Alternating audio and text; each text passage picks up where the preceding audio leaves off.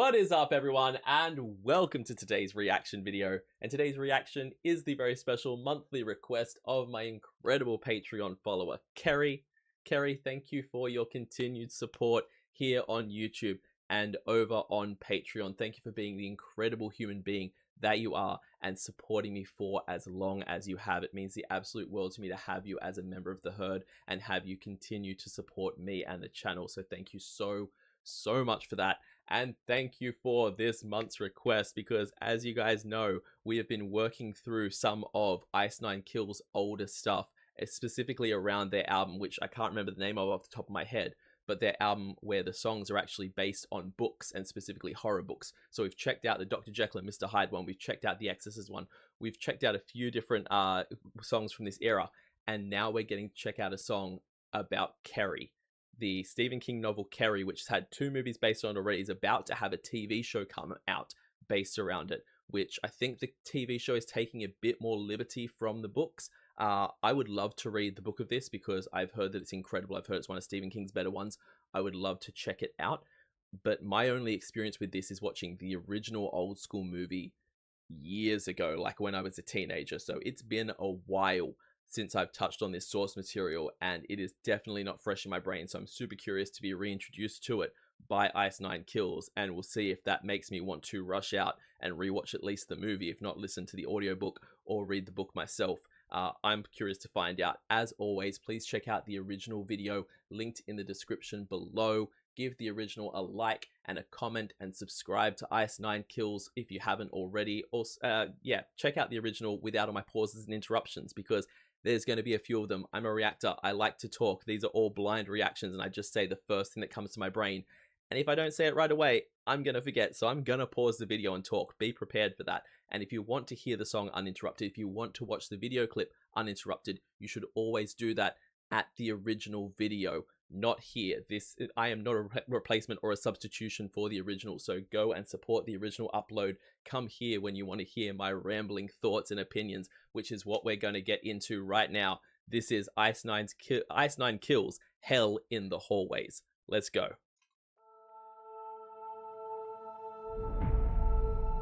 Okay.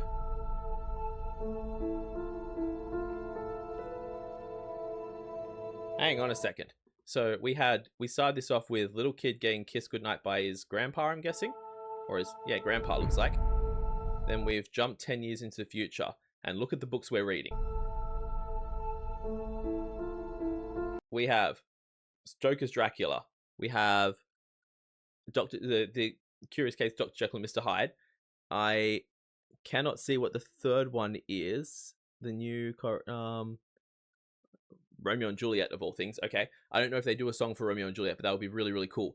And of course, Animal Farm, which we checked out recently, and that was bonkers. Absolutely bonkers. So if these are all the different songs that Ice Nine Kills have done, I need to know what they do with Romeo and Juliet.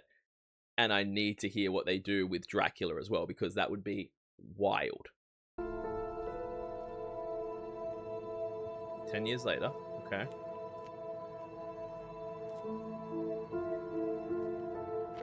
Hey, Kevin. Hey, Christine. So I was thinking, if you don't have a date for prom? As if, weirdo. I find it funny that the bullying in movies is always, number one, so over the top compared to what bullying is in real life. But number two, so unnecessary. This kid was just walking along, and y'all had it pre-planned to trip him and break his heart and just ruin his day. But on top of that, if anything, the bullying in real life is so much worse because it's so psychological, and it's so, I wasn't even being mean to him. I was just joking around. Everything that is said and done by bullies half the time is so psychologically damaging, because you can't even really argue that they were being fully mean to you. It was just, it's always put back on, he just took the joke the wrong way, you know? And like TV shows and movies try and do that, but oftentimes the joke is, we hung him up on a flagpole by his underwear. That's not a joke. IRL, it is scathing comments and like absolute attacks on your personality and who you are as a person that are just worded as a joke. And if you don't take them that way, then you've got thin skin. it's such a different thing. But yeah, every time you see bullying in a show, it's like tripping someone over really obviously or this kind of stuff. What? You keep photos of dirty old men in your books, you freak? Give it back. Or what? Oh, dude. Loser.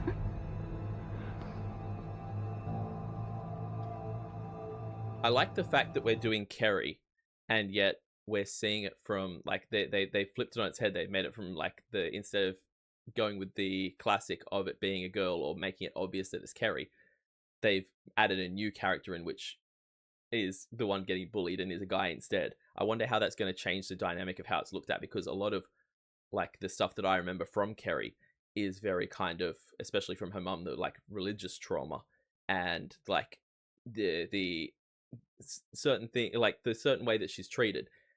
I don't know how that translates over to a male, so it'll be interesting to see in the film clip what it's like. Mr. Torrance. What? Let's go.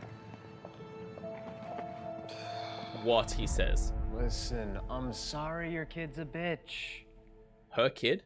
If we're done here, I have to go think about the game. That's right. I forgot that the in the movies in the book, is Kerry's mum actually a teacher at the school? I can't remember. Shut your mouth and listen. Ooh. Your freshman year, you were a real role model for the kids around here. Did all that quarterback shit go to your head? If I told Coach King about the hell you put Kevin through in these hallways, you wouldn't be playing in any game, championship or not, period. You can't do that. I can, and I will. I love how much teenagers tend to go towards, you can't do that, or what are you going to do, to their parents and to their authority figures. Mate, do you know how miserable your parents could make your life while still staying completely in the bounds of, like, completely away from any kind of abuse of any kind at all? You think that there's, like, they can't take away all of your fancy clothes and buy you ugly, hideous clothes that you don't like. You think that they can't completely cut you off from the internet. You think that they can't make your meals be average, bland, flavorless things while they eat delicious meals right in front of you. Your parents could make your life hell. You just have no idea how bad they could make it. And it's out of the love and generosity and kindness of their heart that they don't do that kind of stuff. Like, it would be damn near edging on psychological torture instead of parenting. But your parents could make your life miserable. And so many teenagers, my brothers included, like to do the thing of, oh yeah, what are you going to do? You want to find out? You really want to find out? Because this could be a rough time for you until you move out of this house. And I don't mean in any kind of violent way. I mean in terms of, all right, big guy, you're going to get the bare essentials of what I need to give you. You get a roof over your head, a bed in your room, nothing else. That's all I need to provide. You're clean, you go to school, you get food, you are fed, and you're getting all the nutrients you need. It doesn't have to be frequent takeout and nice meals. You don't have to have your own TV in your bedroom. Parents could make their kids' lives miserable if they wanted to.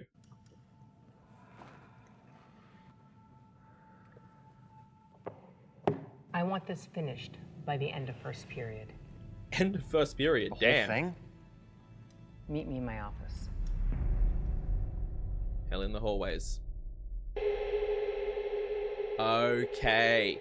So we're getting the book he's reading the book now, and it's teaching him a lesson about how he's treating someone in the school. Okay, I like that a lot. And there's Kerry.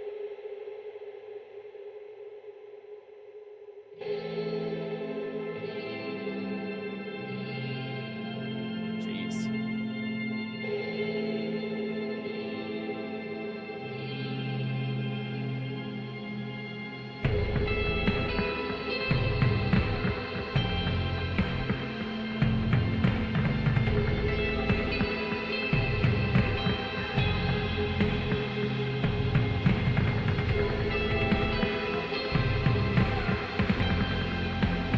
Immediately a really interesting beat to this one. The drums are kind of quieter in the background, but the actual kind of cadence of them, the beat of them, is really, really interesting.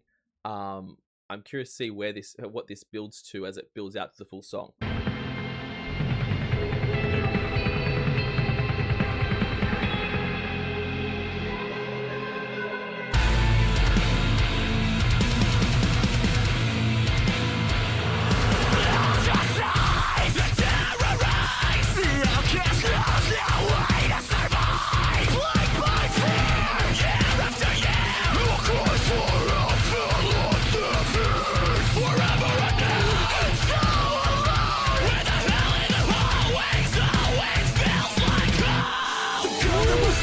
forever alone, but the hell in the hallways always feels like home. Damn.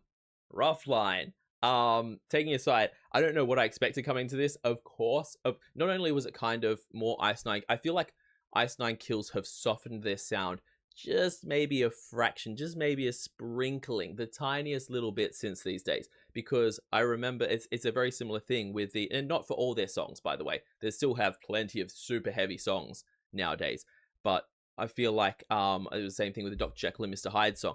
It comes in with a lot of whoa, full on, let's go, and then as the song, like, you know, like the chorus will be sung and that kind of thing. But they went very hard on their scream sound back here, which again they still do, but I feel like they have a mix of the different things now, and maybe it's just the ones from back here that are popping into my head immediately, that I'm being biased towards them. But yeah, it feels like this is the kind of song to have it in as well, because again, this is a girl having a full psychological break. This is her letting her demons out. They're at the prom now. Anyone who knows the first thing about Kerry knows what happens at the prom and knows that this is the moment where it all goes to the next level. Kerry is basically Matilda if she didn't have a conscience. But yeah, so coming in with the full-on scream vocals and everything makes perfect sense, because there's a monster about to be unleashed.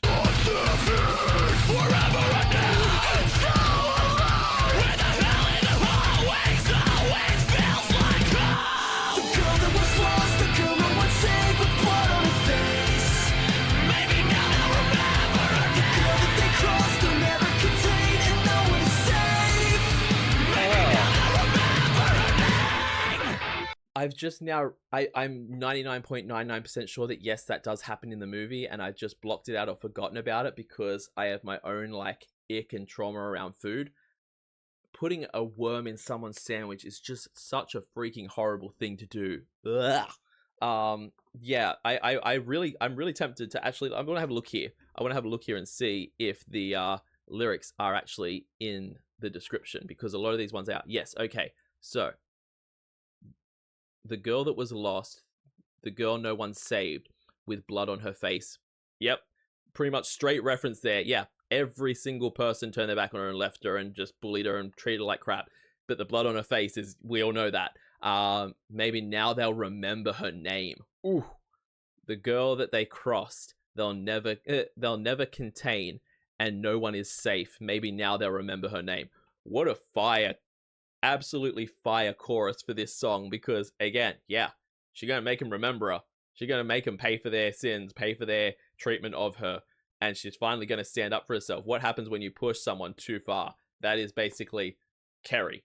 You push someone way too far, and yeah, this is what ends up happening. Maybe now they'll remember the girl that they crossed, they'll never contain, and no one is safe. Maybe now they'll remember her name. Stepped on like shit, not down in the speed. They tore the world apart for their own benefit, but they can't hold back. The sudden rise of a pistol proclaims psychopath.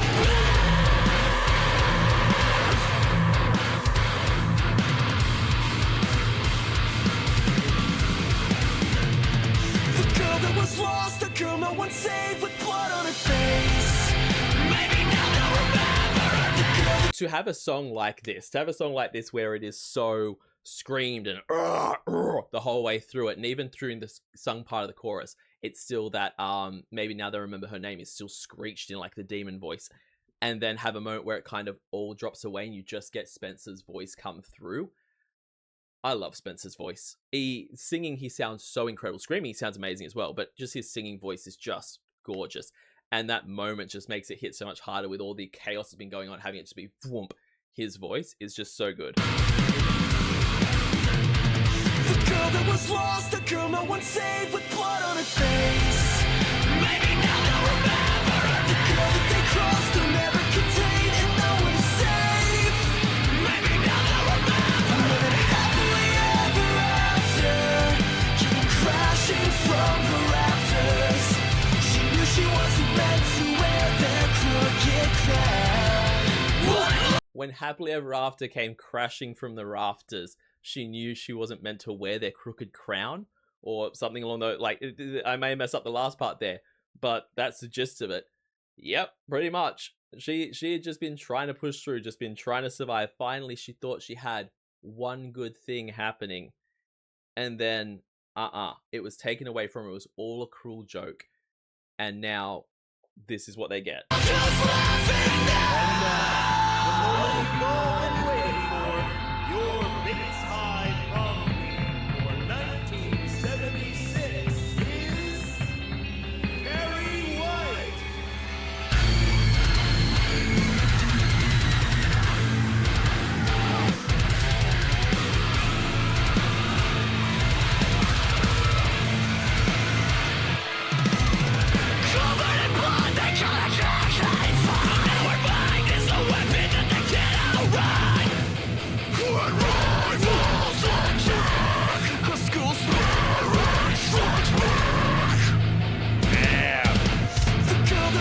The choice to have them in the white suits and then splattered with blood, such a good choice. Taking that aside, that you knew a breakdown scene like that was coming, a truly dark moment when she finally loses it and does what she does in the end. Lost a girl no one saved with blood on her face. Maybe now they'll remember her. The girl that they crossed will never contain and no one's safe. Maybe now they'll remember when happily ever after came crashing from the rafters. She knew she wasn't meant to wear their crooked crown, but look who's laughing now.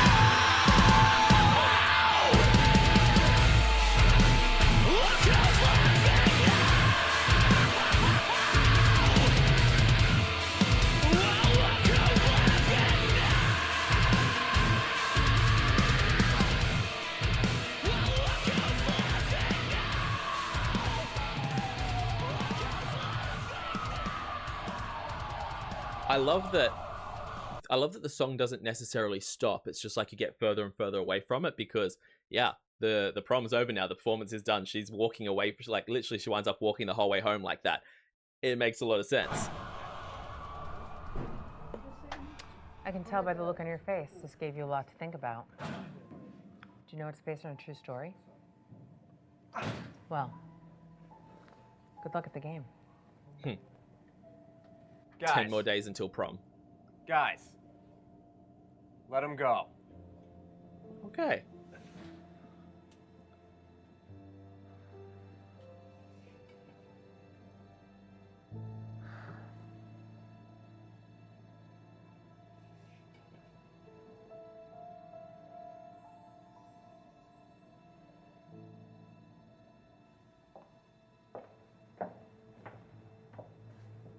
I knew that was going to happen. I knew that was going to be it. The fact that the teacher would be Kerry in the end.